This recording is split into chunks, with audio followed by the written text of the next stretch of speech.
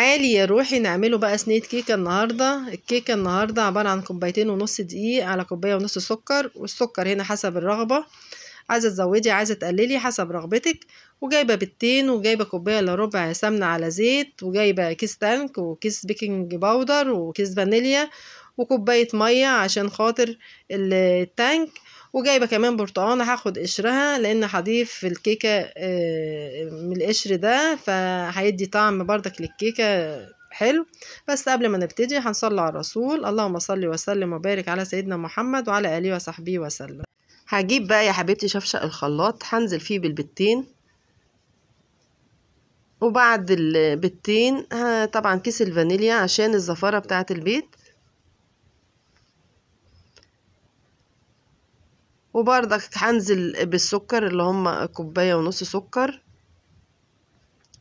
وهنزل ب1.25 كوباية السمنة على الزيت،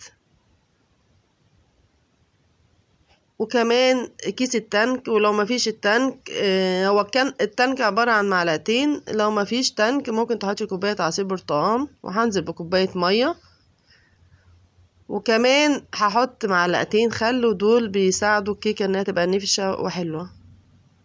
هنا يا حبيبتي خلاص المكونات جهزت في الخلاط، هبتدي بقى اضربها ضربتين كده. وعلى فكرة لو عايزة تستغني عن التانك بعصير برتقان، حطي بدل التانك كوباية عصير. وهحضر بردك برتقانة كده، هاخد القشرة بتاعتها اللي على الوش دي هبشرها كده بالمبشرة، لان دي هحطها في الكيكة بتدي طعم حلو بردك مع التانك.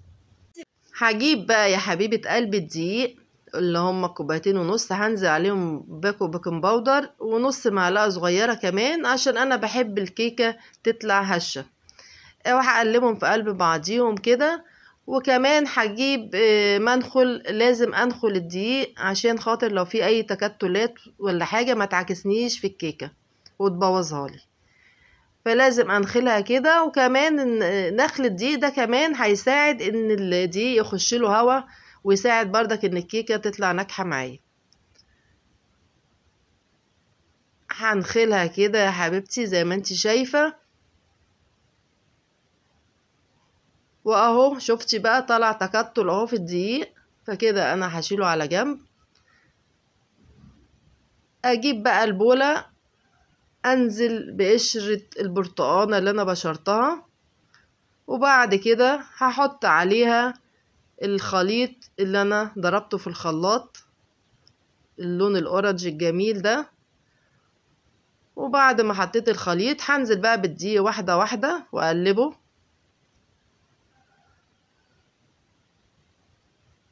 وده يا حبيبتي الخليط،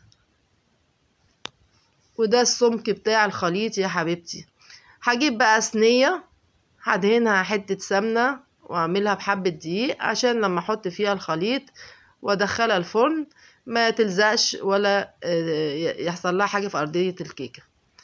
بعد كده هدخلها في الفرن بقى يا حبيبتي، تكوني مسخنة الفرن قبل ما تدخليها بربع ساعة كده على درجة حرارة 180 في الرف الوسطاني، وهتخبطيها خبطتين كده قبل ما تدخليها عشان لو فيها اي فقاقيع هوا تطلع.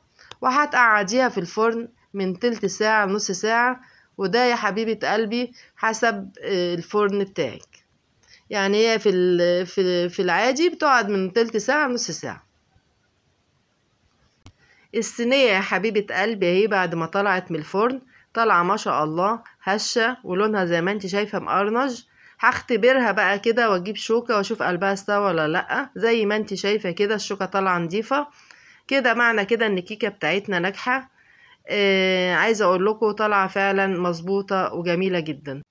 وبعد يا حبيبتي ما بردت الكيكة قطعتها، وزي ما انت شايفة كده طالعة هشة وجميلة ومظبوطة. بالهنا والشفا على قلوبكم يا حبايبي، ويا رب تكون طريقتي عجبتكم.